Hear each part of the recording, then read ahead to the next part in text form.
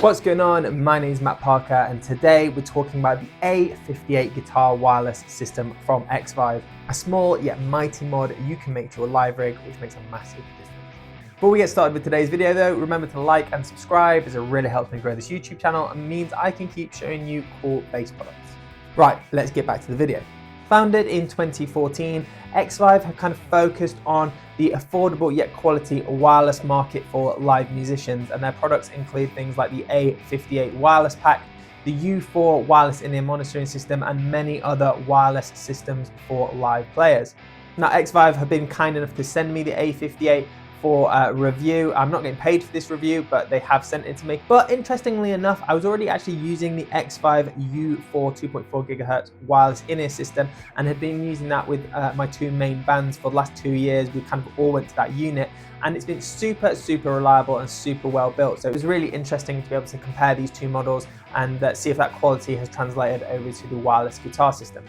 So the A58 system is Xvive's flagship wireless system. The system itself runs on a 5.8 GHz system, which means that unlike a 2.4, which is what my in-ear set are, it generally offers kind of a higher fidelity, less latency, less crowding, and kind of like less glitching. One of the things with 2.4 is that a lot of wireless systems use 2.4 GHz, and if you're running quite a lot of systems together, you can sometimes get interference or kind of signal dropouts, and you tend to find that the signal range isn't as good if you're running like multiple things. My Singer, for example, uses a 2.4 GHz wireless mic set, and we find that if we're all running wireless systems together, sometimes we get kind of the mic patching in and out a little bit, and sometimes we have to return to wired or we kind of have to move a few things around. So it's really nice that they've included this on a 5.8 frequency, just meaning that it's kind of a bit more solid. So in the box, you get this quite handy little carrying case. I take this to every gig. It just kind of fits everything that you need for the system into one easy to find place. It's pretty robust. It's kind of a nylon mesh material, but kind of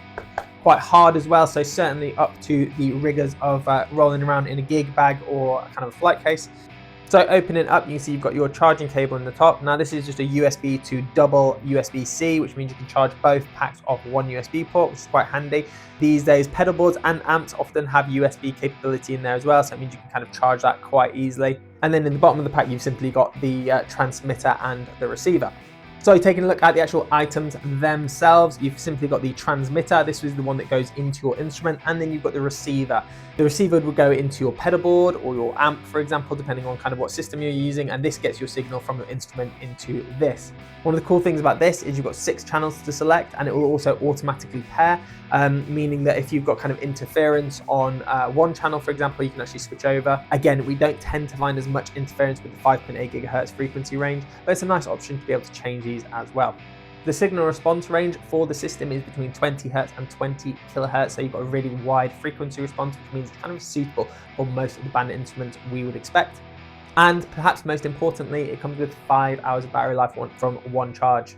I regularly do 2-hour gigs with these. I've never had it come close to running out of battery. I do always charge mine before a gig just to be safe, but I've never ran into any issues on a 2-hour set with these. Perhaps one of the most impressive things about these units is that they have a up to 100 feet range. So if you're playing large stages, kind of like festival stages, things like that, then you've actually got the kind of freedom to be moving around, assuming you don't need to be near your mic or your kind of pedal board for big changes. You can kind of run around the stage, and that's honestly one of the things that I've really loved about having this. Not being tied to my mic stand for bits where I'm not singing, or my pedal board, just means that I can have the freedom to kind of move around the stage a little bit more. It's definitely made it a bit more interactive, I think, for the audience, but also for myself, it means that I can kind of walk around, I can have a bit more fun. I'm not worried about tripping over cables, and I've honestly found it really enhances my stage presence, being able to kind of move around and have a bit more fun with this.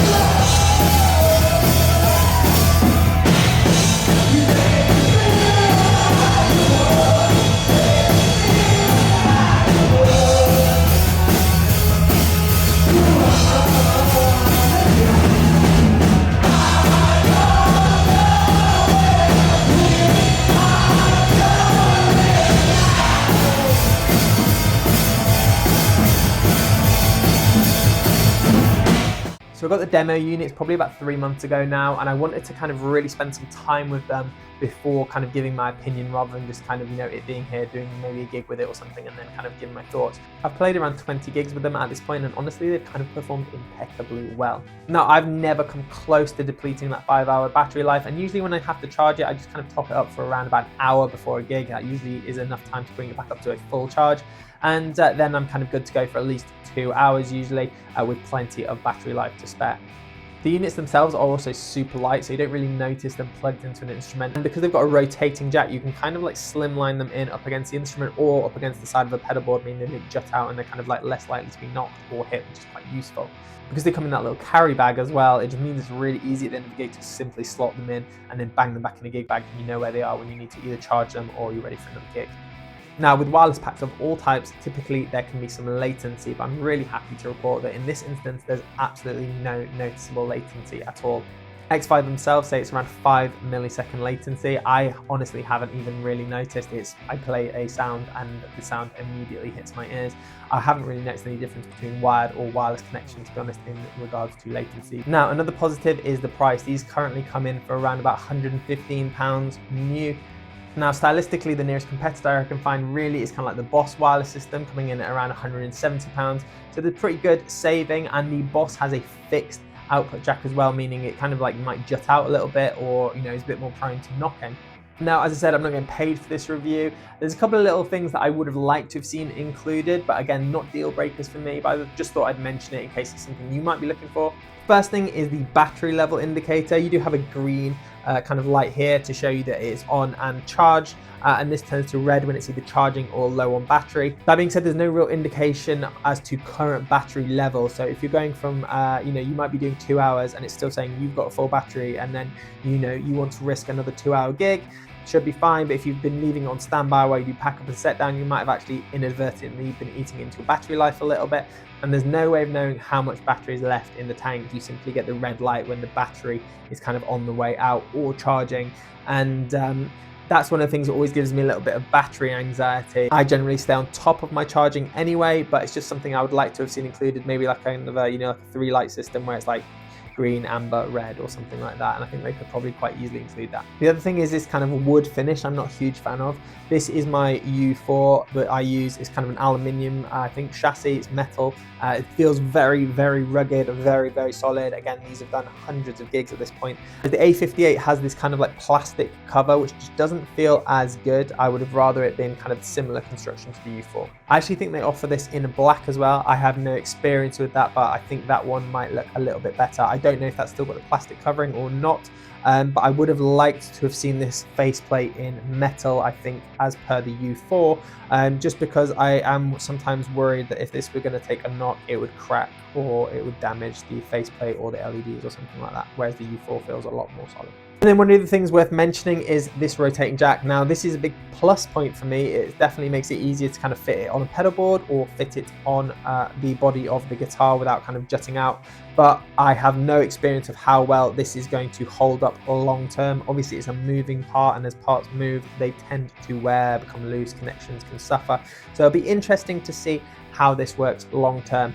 Although currently I've had absolutely no issues with this, and I'm going to be continuing to use it very much for the next couple of years, I hope.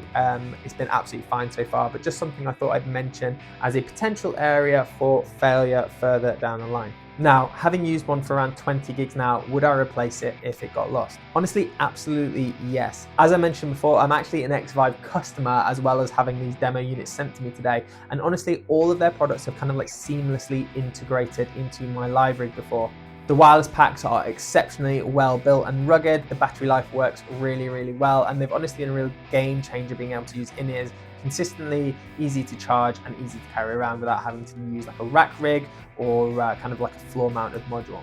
And honestly, I found the same with the A58. It's one of those products that you kind of don't realize you're missing until you get one, and then you realize just how tethered you've been to your rig before you go to a wireless system.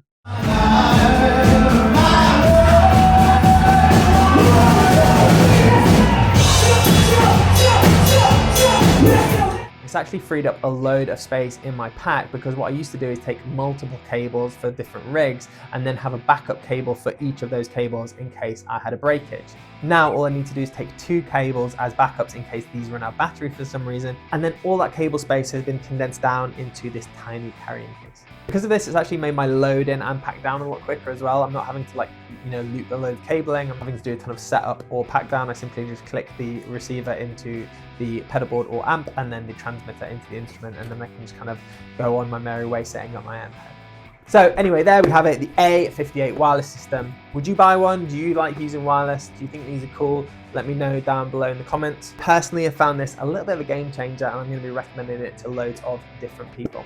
As always, I've been Matt Parker. Thank you so much for watching, and until next time, I'll see you soon.